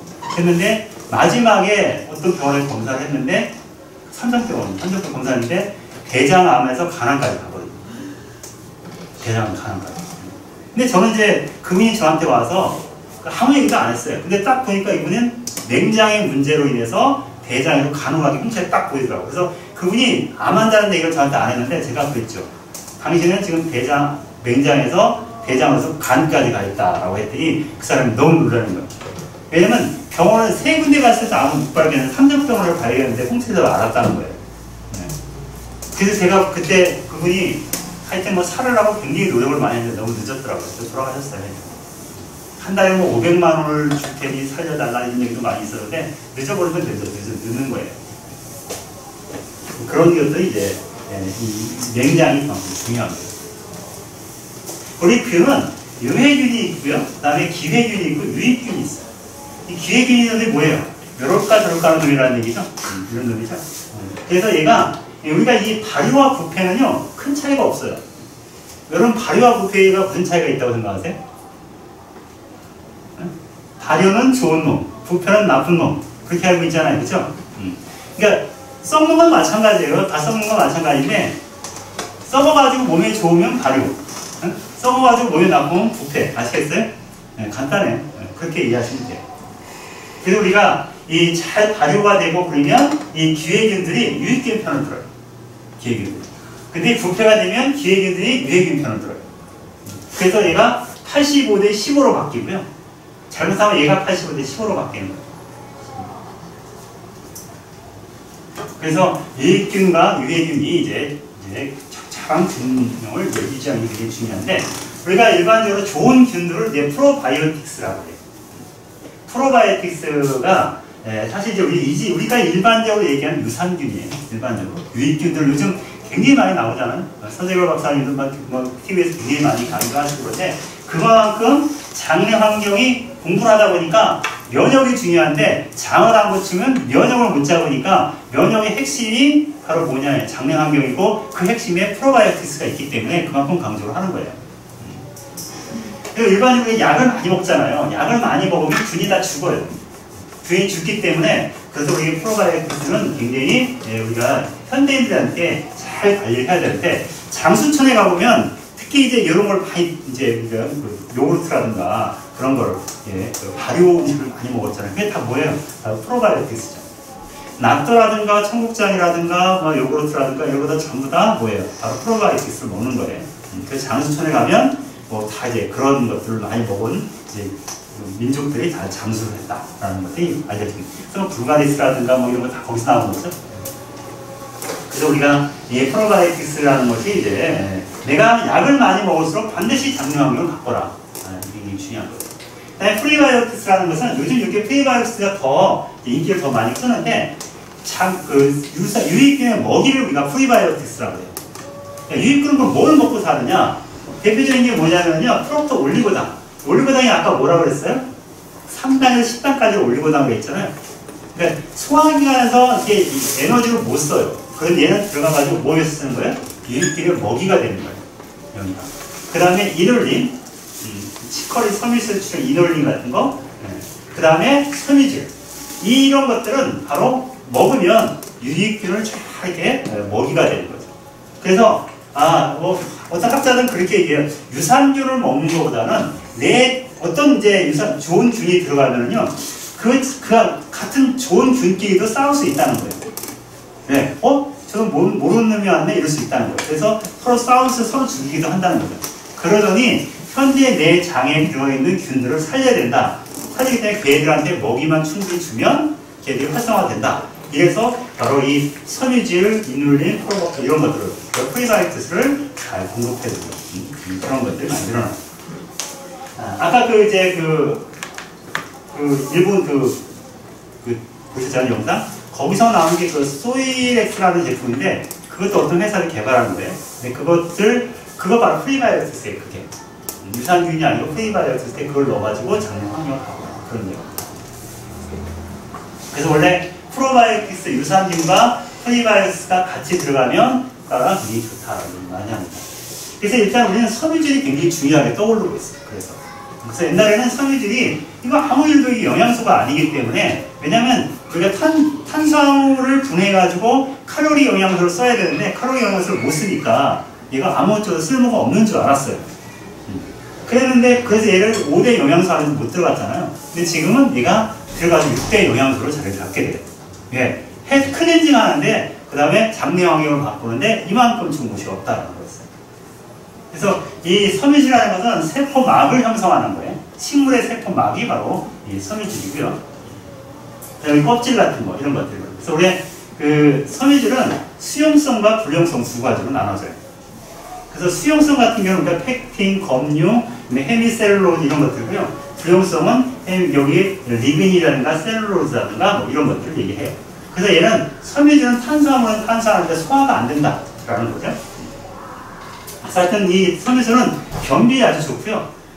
왜 비만에 좋을까요? 먹으면 얘가 배가 불러요. 칼로리는 없는데 배가 불러. 그러니까 많이 못 먹게 되죠. 그러니까 내가 좀 그 다이어트를 해야 돼 식욕을 좀 그 음식을 적게 먹어야겠다 그러면 음식점에 가가지고 일단 뭐를 많이 먹을까요? 먼저 그렇죠. 야채하고 그다음에 나물하고 이런 걸 미리 많이 먹어요. 먹으면 배가 좀 부를 거 아니야. 그 다음에 내가 고기 같은 거 밥 같은 거 먹으면 잘 안 들어가. 잘 안 들어가. 그리고 어떤 역할을 하느냐? 특히 그 당뇨 환자한테 섬유질이 굉장히 중요하잖아요. 그러니까 이거 위가 이렇게 있으면 내가 쌀밥을 먹었어요. 쌀밥은 이렇게 설탕과 같아요. 이렇게. 그럼 얘가 포도당이잖아요. 포도당하고 과당이죠. 이런 것들은. 이 포도당에 들어가면 얘가 바로 쪼개져가지고 포도당이 아니게 되니까 바로 소장에서 흡수가 바로 일어나죠. 그러니까 얘가 너무 빨리 흡수가 일어나니까 인슐린이 막 분비가 돼야 되잖아요. 그러니까 쉽게 당뇨병에 많이 오게 되는 거예요. 그런데 우리가 밥을 먹기 전에 섬유질을 먼저 먹잖아요. 섬유질을 먼저 먹으면 먼저 이렇게 싹 이렇게 들어가가지고 도포를 해요. 그 다음에 밥이 들어가요. 그러면 이 탄수화물이 분해돼가지고 들어가려고 그러는데 뭐가 막 막아요. 이해하셨어요? 들어가려고 그러는데 섬유질이 이런 쓸데없는 들어가지도 못하려면 자꾸 진로를 방해하는 거예요. 방해하니까 몸에는 어떻게 될까요? 탄수화물이 이렇게 올라가는 게 포도당이 이렇게 올라가는 게 아니고 천천히 흡수하게 되는 거예요. 이거 굉장히 중요한 거예요. 섬유질을 먹고 밥을 먹으면요 1시간 돼도 배가 안 고파요. 해보세요. 1시간 돼도 배가 안 고파요. 왜냐하면 천천히 우리 몸에서 포도당을 공급해줘요. 그런데 내가 섬유질을 안 먹고 그냥 쌀밥을 그냥 먹었다 하면 한 2시간 만에 다 흡수가 돼가지고 이만큼은 비어있어요. 그럼 이때는 저혈당 상태예요. 저혈당 상태가 되니까 뭔가 좀 구진구진해. 포도당이 또 필요한 것 같아. 어떻게 또 먹어요. 이렇게. 그러면 우리 인슐린이 계속 몸 안에서 피 속에서 이렇게 머물러 있는 상태가 돼요. 인슐린이. 그럼 인슐린이 계속 머물러 있는 상태가 어떻게 되느냐? 그러면 얘가 머물러 있으면 지방을 분해가 안 돼요. 지방 분해를 할 수가 없어요. 그래서 이런 형태를 가지고는 다이어트는 절대 안 돼요. 그래서 섬유질을 먹고 나서 이렇게 먹으면 당이 천천히 흡수가 되면서 그 다음에 또 다시 섬유질을 먹으면 이것이 한 2끼만, 3끼를 조금씩 먹어도 천천히 그 에너지를 가지고 하루 종일 에너지를 쓸 수가 있게 돼요. 그래서 섬유질만 잘 이용해도요, 우리 몸에 굉장히 많은 질병들을 예방하고 고칠 수가 있다는 하는 거예요.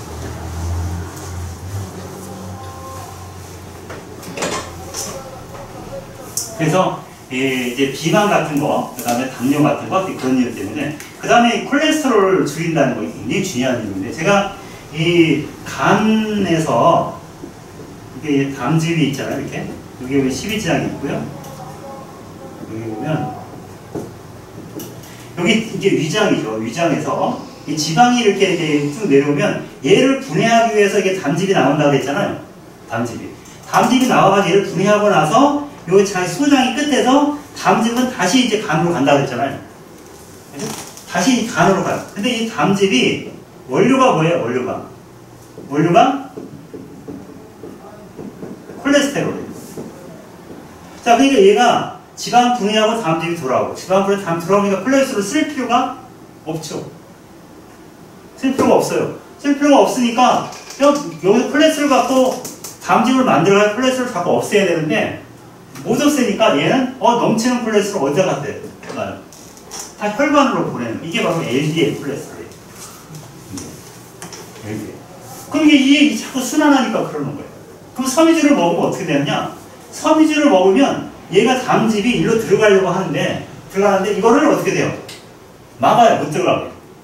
담즙을 못 들어가게 막으면 이 담즙하고 섬유질 섞여가지고 어디로 가요? 대장으로 빠져나가버려요. 그럼 담즙이 들어와야 되는데 안 들어오니까 담즙을 써야 되는데 안 들어와. 그럼 콜레스테롤 가지고 담즙을 만들어야 되겠죠. 이해하셨어요? 만들어야 되니까 콜레스테롤 뚝뚝 떨어지고 부족하니까 혈관에 있는 콜레스테롤 끌어당기겠죠. 이게 바로 HDL이에요. 그래서 이걸 좋은 콜레스테롤, 이걸 나쁜 콜레스테롤 그렇게 얘기하는 거예요. 이게 바로 수용성 콜레스테롤이 함유돼요. 그 다음에 중금속 흡착한 것, 특히 이제 키토산 계통들, 키토산이 섬유질의 동물성 키토산입니다.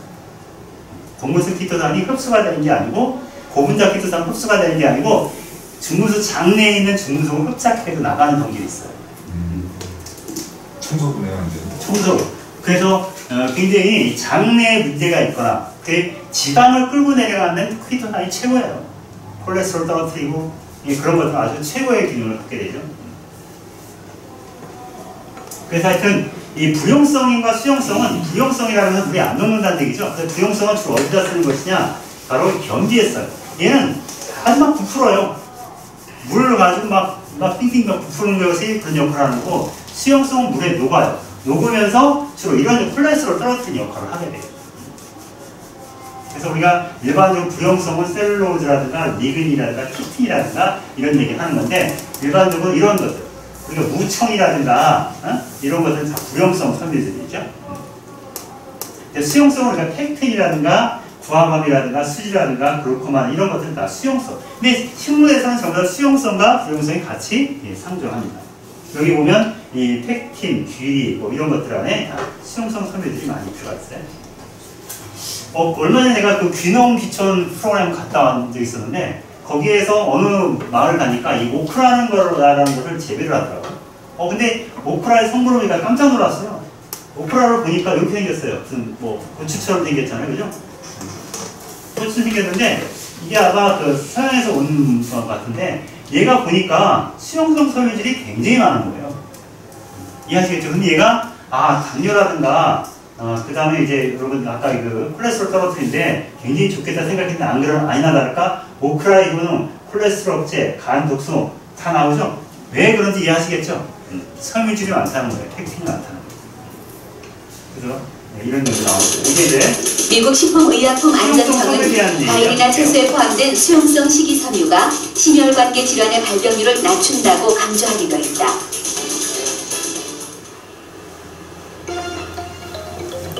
혈관 질환을 예방하는 수용성 식이섬유는 과연 어떤 모습일까? 딸기 속에 존재하는 수용성 식이섬유를 확인해 보기로 했다.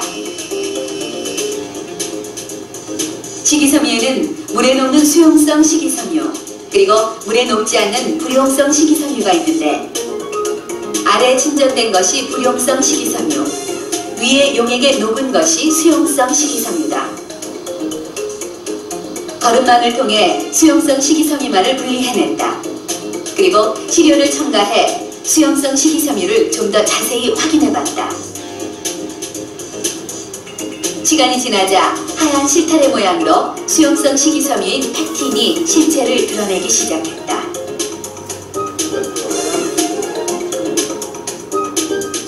수용성 식이섬유 일종인 팩틴입니다. 딸기 100g 안에서 추출된 팩틴으로서 식이섬유소가 몸에 들어가면 비용적인 증가한다고 많이 알려져 있습니다. 그거를 단적으로 눈으로 확인할 수 이렇게 추출해가지고 건강기능식품에 넣는 거예요. 넣어서 팩틴 들어가 있다 그러면 팩틴이 들어가서 우리 몸에 똑같은 작용을 하는 거예요.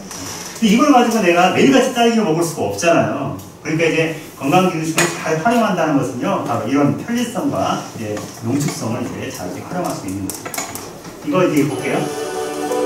육류 및 지방 소비량의 증가와 함께 대장암 환자 수도 급증해 10년 전보다 2배로 늘어났다. 여기가 담즙이 나오는 거예요. 특히 붉은색의 고기를 섭취할 때 이 지방에 들어가면 담즙이 이렇게 나와요. 감낭에서 분비되는 담즙산, 여기 이제 지방하고 담즙산을 대장 섞이는 점막의 거예요. 생기세포를 증식시켜 암을 유발하는 것으로 알려져 있다. 이 담즙이 빠져나가야 되는데 섬유질을 못 먹으면 담즙이 여기 딱 걸려요. 이렇게. 더 많은 담즙산이 대장 안에 들어오게 되고 암이 발생할 확률도 높아지는 것이다. 이해하시겠어요? 담즙이 분비돼가지고 빠져나가야 되는데 빠져나가지 않고 대장에 딱 걸려있어요. 여기서 대장암이 발생한다는 얘기예요. 그러니까 이제 고기를 먹고 그럼 지방 담즙이 많이 나올 거 아니에요? 섬유질을 안 먹으면 어떻게 된다는 거예요? 그 다음날 변비가 걸려버렸다. 그럼 여기서 이것 때문에 이런 용종 같은 게 생긴다는 거예요. 그러니까 이런 걸 이제 알아야지 내가 하나하나 식사를 할 때도 어떻게 먹어야 되느냐는 것이 이게 중요한 거예요. 그럼 돼지고기 먹을 때는 상추 싸서 먹으라고 하고 네. 소고기 먹을 때는 그냥 먹으라고 하는데 그럼 어떻게 먹어야 되는 건지. 제가 그러니까 그게 바로 이제 비과학이라고 하는 거예요.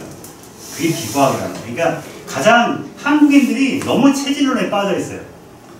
너무 이제 사실 영양과학을 믿어야 되는데 체질론에 빠져 있다 보니까 솔직히 말하면 뭐 정말 말도 안 되는 걸 가지고 체질론 갖고 하는 경우가 굉장히 많아요. 체질론은 저는 솔직히 말하면 영양과학으로 70% 관리하고 30%는 체질론으로 관리하는 게 맞아요. 70%가 먼저예요. 솔직히 말하면 대장 없는 사람 있어요? 아니 거기 대장 환경하고 내 사장 환경하고 틀리냐고요. 응? 이분은 칼슘이 필요하고 나한테 칼슘이 필요하지 않나요? 이분은 비타민C가 필요한데 나는 비타민C가 안 필요한가요? 그게 말이 되냐고요. 돼야 안 돼요. 이분은 단백질이 필요한데 저분은 단백질이 필요하지 않냐. 맞아요? 필요하지가 않은 거예요, 잘. 그래서 전체적으로 음식이 갖고 있는 특성은 있어요. 그리고 저는 개인적으로 체질에 대해서는요, 그렇게 많은 사람이 체질을 연구해도 아직 정리가 안 된 이유는 왜 그러냐? 각자 다 개별적인 체질을 갖고 있기 때문에 저는. 다. 왜 그런지 알죠? 다 유전적인 코드가 다르잖아요. 할아버지, 할머니가 다 다른데 어떻게 4개의 체질로 그걸 다 얘기할 수 있어요? 말도 안 되는 얘기죠. 할아버지, 할머니가 어떤 음식을 먹고 어떤 생각을 했다고 그 세포에 그대로 내장돼서 나한테 발현되고 있는데 그게 무슨 뭐 몇 가지 체질 갖고 다 할 수 있냐고요. 저는 그래서 한 사람 개별이 갖고 있는 특성을 리딩하는 것, 그게 굉장히 훌륭한 체질 판별법이라고 생각하는 거. 64, 8에 100, 다 필요한 그 사람이 갖고 있는 체질이에요. 이 사람이 솔직히 어떤 음식이 맞을 것인가, 찬 음식이 맞을 것인가, 따뜻한 음식이 맞을 것이냐, 그 중에서 뭐 어떤 음식이 맞을 것이냐를 분별해보자는 거죠, 사실은. 그게 오히려 더 훨씬 더 합리적인 바로 체질 분별법이라고 생각하는 것이지, 영양과학을 무시하고 체질을 갖고 하는 것은 저는 반대하는 거예요. 그래서 하여튼 섬유질은요, 물을 이제 저장하는 능력이 있고요, 끌어당기는 역할을 해요. 끌어당기는. 그래서 우리가 이런 거 한번 얘기해 볼게요. 여러분들 만약에 지금 섬유질을 얘기하니까 섬유질을 내가 매일같이 먹기 위해서는 어떻게 될까요? 양배추, 그죠? 뭐 여러 가지 상추, 이런 거 다 섬유질이죠. 그러면 양배추를 먹을 때 어떻게 드세요? 삶아서, 그죠? 데쳐서, 상치. 그럼 그 섬유질 안에 물이 많아요, 적어요? 많죠. 자, 근데 내가 이 섬유질을 먹었는데 우리 몸에 들어가서 사실 이제 굉장히 중요한 노하우가 있어요. 우리 몸 안에서 이 소화기관은 다 점막으로 돼 있어요. 점막, 유신. 굉장히 중요해요. 이 점막이 없으면 제 1차 방어기관이 점막이에요. 1차 면역기관이 점막이에요. 이 점막이 파괴되잖아요, 이렇게. 이거 다 들어와요, 나쁜 게. 이 식도 점막, 여기부터 다 점막, 입술도 이게 점막이에요. 점막이 이 입도 보면 점막으로 다 쌓여있죠? 점막이 파괴되면 막 아프고 쓰리죠. 마찬가지로 이 식도, 위, 십이지장, 소장, 대장 다 점막으로 돼 있어요. 그 이유가 있어요. 뭔가부터 막으려고 하는 거예요. 뭔가부터. 근데 점막이 이제 이게 파괴되기 시작하면 나중에 자꾸 들어온다는 얘기잖아요. 사실. 그래서 이 점막이 사실 이게 살리는 게 굉장히 중요한 겁니다. 근데 이 점막이 막다 보니까 여기에 뭐가 많이 붙어 있을까요? 이런데. 네? 자기가 막으니까 여기 막 안 좋은 것들 다 붙어 있을 거 아니에요? 안 좋은 것들. 그럼 이거를 끌어내는 게 바로 해독이에요. 클린징. 그러면 이제 우리가 일반 설사만 했다고 나갈까요? 안 나가요. 안 나가요. 그럼 이게 어떻게 해야 되느냐? 잘 보세요. 이게 이제 현재 어떻게 섬유질을 말리세요. 섬유질을. 그러니까 양배추고 뭐고 다 말려요. 말리면 어떻게 될까요? 이만큼 말리면 가루로 뽀빠하면 어떻게 될까요? 이렇게 이만한 세포가 이렇게 변해버리겠죠. 이해하셨어요? 그럼 물이 다 날아갔다는 거예요. 그럼 얘는 몸에 들어가면 어떻게 될까요? 다시 일로 대고 싶어 할까요? 안 들어갈까요? 대고 싶어 하겠죠. 그런 과정에서 뭘 흡수할까요? 물을 끌어당기겠죠. 이게 들어가면서 얘가 물을 끌어당기면서 여기 있는 걸 끌어당기는 거예요. 이렇게. 팽창하면서 끌어당기면서 이걸 끌고 나가는 거예요. 이해하셨어요? 그래서 가루로 된 걸로 말려서 가루 된 음식으로 먹어야만이 이 클렌징을 할 수가 있는 거예요. 그래서 이 유신을 살리는 거예요. 유신. 그러면 여기가 깨끗해져야 되는 거예요. 여기가. 여기가 깨끗해지지 않고는 환경이 잘 안 돼요.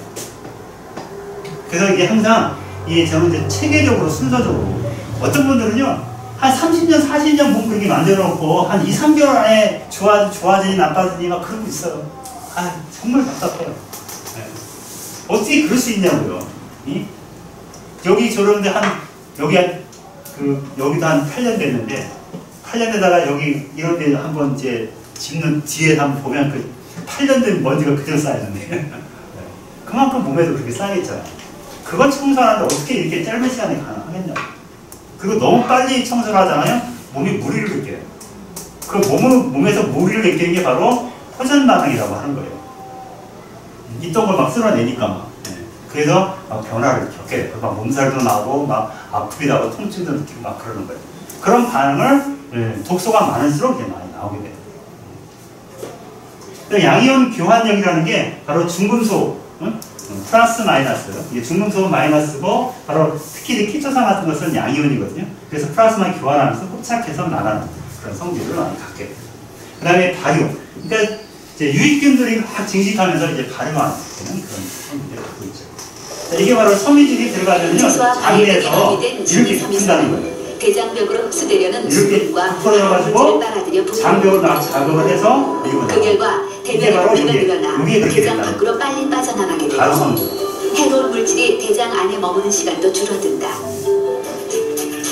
그래서 섬유질과 함께 대장의 식이섬유를 섭취하는 집단은 하여튼 콜레스테롤, 혈당, 체중, 유해물흡착. 그래서 우리가 그 미국 그 국립 콜레스테롤 그 프로그램 보면요 우리가 이 정도를 먹으라고 하는데 그 양이 얼마냐면 당근 35개 바나나 22개고요 얘는 7개 양배추를 7개씩이네 7통을. 네, 이 정도의 양을 소도 아니고 이렇게 먹어요.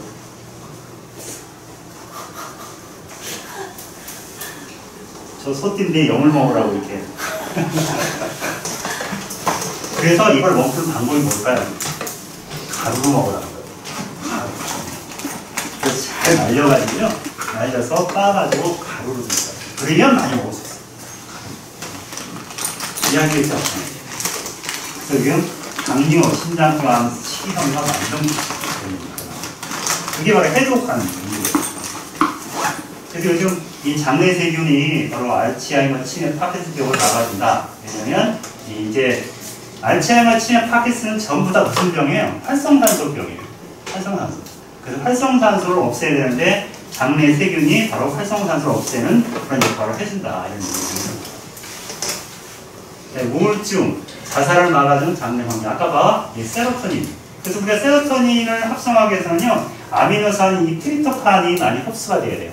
그래서 그 필수 아미노산이 그만큼 중요합니다. 필수 아미노산이 안 들어오면, 트립토판이 안 들어오면 세로토닌 합성이 안 돼요. 그래서 우리가 그런 것들이 아주 중요하게 나옵니다. 암과 알레르기, 장내 세균과 관련이 높다. 이런 얘기 많이 나오고 있죠. 그리고 몸이 따뜻할수록 장내 세균이, 이게 몸이 차가워지면 나쁜 균이 잘 들어가요. 그래서 배가 항상 어떻게 돼요? 따뜻해야 된다. 체온이 굉장히 중요하다. 왜냐하면 그래야지 좋은 균이 발효가 되잖아요. 그래서 일단 우리가 좋은 균을 선택하기 위해서는 일단 균수가 많아야 되고요. 종류가 많아야 되고, 그리고 장까지 가야 되고, 또 메이커가 굉장히 중요하죠. 어떤 데 회사에서 만들었느냐. 그 다음에 5번째가 특히 요즘 김치 유산균들 많이 나오는데 특히 이제 아토피 환자들한테 유산균과 아주 밀접한 관계가 있어요. 그래서 아토피 있는 분들은 무조건 유산균 먹여야 돼요. 그래서 유산균을 오랫동안 먹다 보면 아토피 굉장히 많이 좋아질 사례가 많다. 이거 봐주세요. 혹시 나는 열심히 운동해도 살이 안 빠진다, 물만 먹어도 살이 찐다라고 생각하시는 분들 계십니까? 올해 초에 이런 분들이 흥미로워할 만한 연구 발표가 있었습니다.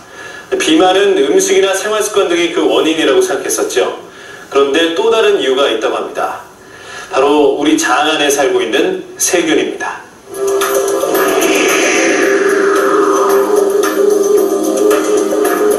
저는 지금 캡슐 내시경에 타고 있습니다. 이곳은 위에서 소화가 되고 남은 음식물들이 대장으로 가는 통로인 소장의 말단부입니다. 이곳을 수천 배 확대해보면 놀랍게도 치열한 전투가 펼쳐지고 있습니다. 전투의 주인공은 바로 장내 세균이라 총칭하는 우리 몸속의 세균들인데요. 종류만 해도 무려 500여 종, 약 100조 개의 세균들이 이곳에서 서식하고 있는 것이죠. 그런데 어떻게 장내 세균 때문에 비만이 될 수 있는 것일까요?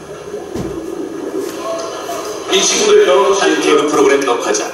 축의금 얼마를 내야 할 거 아니야? 과연 내가 낸 축의금들 다 돌려받을 수 있을까 하는 걱정이야. 비만을 개그와 접목해 웃음을 선사하는 유민상 씨의 리허설이 한창이다. 제대로 하시나요? 아니요, 좀 이제 이 생활이 좀 어렵다 보니까 좀 일어난 지 얼마 안 돼가지고 저 구력을 녹화장 와갖고 대본 외우고 또 바로 하고 밥 먹을 시간 있으려나 모르겠습니다. 중간에. 아이디어 짜려 연습하랴 제때 식사하기가 어렵다. 야, 왔다. 딱 보면 언뜻 보면 다 2분 같이 돼 있지만 그렇죠. 우리 진짜처럼 비벼주세요. 하나로.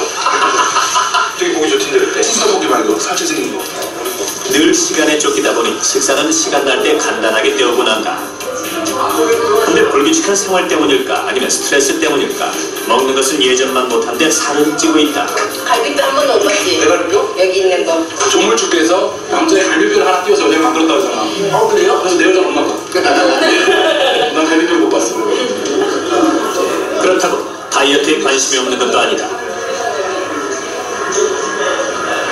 특히나 뭐 연예인인데 방송에 계속 웃기고 나올 때는 그냥 뚱뚱한 걸 웃기니까 상관없지만 그 밖에 나갔을 때 사람들이 연예인자 이렇게 지나가서 걔네 아는데 저 때는 좀 멋있게 보이고 싶고 그런 게 있거든요.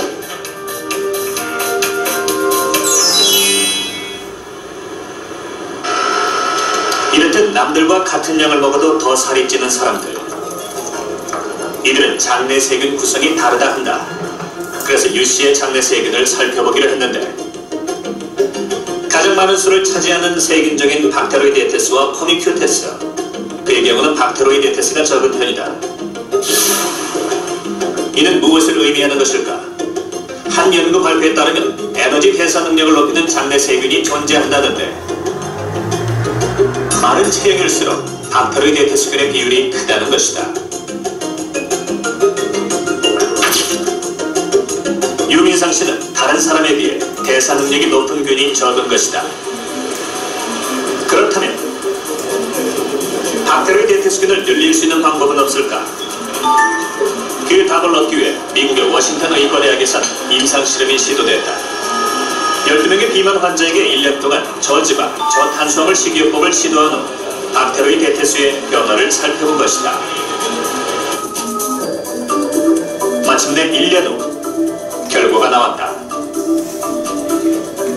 흥미롭게도 식단을 바꾸었더니 박테로이데테스균의 비율이 점차 늘어났다. 사람들은 각각 다른 장내 세균을 가지고 있습니다. 동일한 식사를 할 경우에도 다른 에너지 대사 능력을 가지는데 두 사람이 같은 빵을 먹어도 한 사람은 90칼로리를 얻고 다른 사람은 100칼로리를 얻을 수 있습니다. 그 이유는 단지 장내 세균이 다르기 때문이죠. 장내 세균과 비만과의 관계를 좀 더 자세히 보기 위해서 쥐실험을 시도했다. 정상 체중인 것과 비만주를 선별한 각각의 장 속에서 장내 세균을 추출했다. 그리고 추출한 장내 세균을 무균주에게 주입한 것이다. 두 무리로 나눠 한쪽은 비만의 것을, 다른 한쪽은 정상 체중의 것을 주입하고 체중의 변화를 살펴본 것인데 보름 후 똑같은 양의 먹이를 주었는데도 양쪽의 변화는 실로 눈에 띌 만큼 확연했다.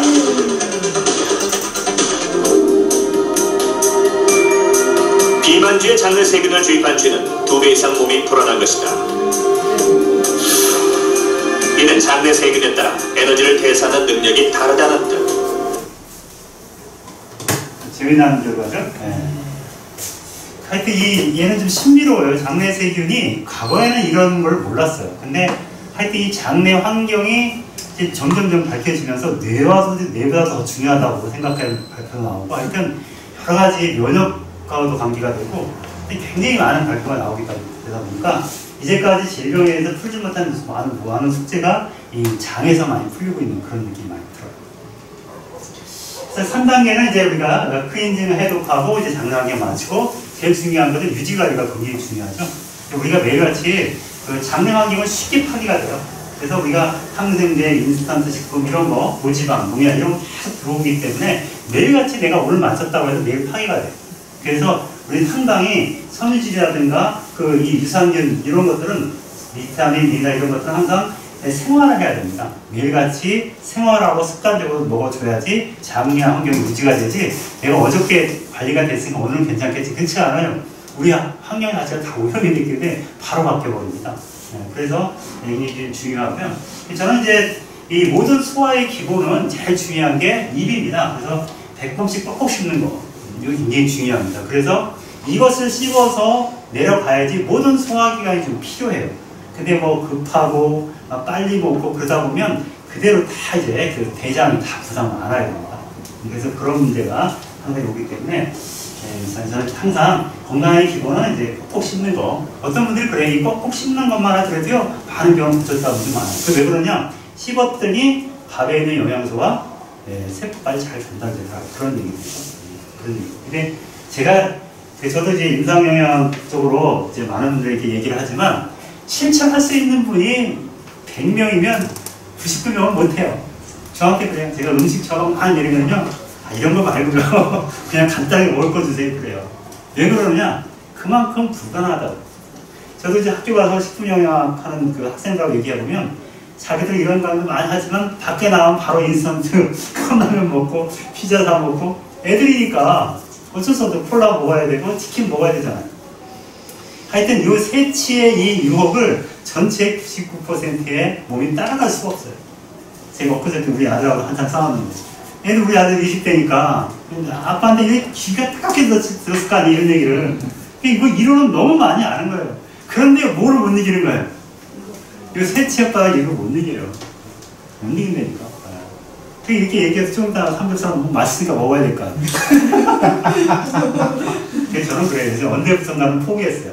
그거 안 먹으려고 왔다 갔다 그게 더 스트레스인 거예요, 사실은. 일단 먹을 때 잘 먹지 않는 거고요. 먹고 나서 수치를 잘하자. 뭐 그런 거예요, 지금. 그리고 나서 사회생활은 정상적으로 하고 즐겁게 하고 그 다음에 나 혼자 있을 때 항상 관리하는 시스템을 갖는 것이 현명하다 그런 생각이 들어요. 그래서 저는 그래서 요즘 저는 원래는 그 임상영양을 하다가 제가 기능영양학이라는 걸 관심을 갖게 된 배경도 그거예요. 기능영양학은 말 그대로 우리가 잘 만들어진 건강식품을 칵테일을 해가지고 환자들에게 도움을 주는 학문이에요. 그러니까 이제 약도 아니고 식품도 아닌데 중간적인 영양을 갖고 있는 게 바로 기능영양학이거든요. 그래서 아까 섬유질도 잘 쓰고 또 오메가3를 우리가 섭취해야 되는데 먹으려면 생선 매일 먹어야 되잖아. 난 생선 싫어. 그럼 어떻게 해요? 오메가3를 이제 섭취할 수가 없는데. 그러니 이제 그걸 가지고 이제 우리가 잘 정제된 거를 먹어서 이제 하는 거고요. 그다음 단백질 같은 거, 노인들 같은 거 소화가 안 돼. 그럼 고기 먹으라고 할 수가 없어요.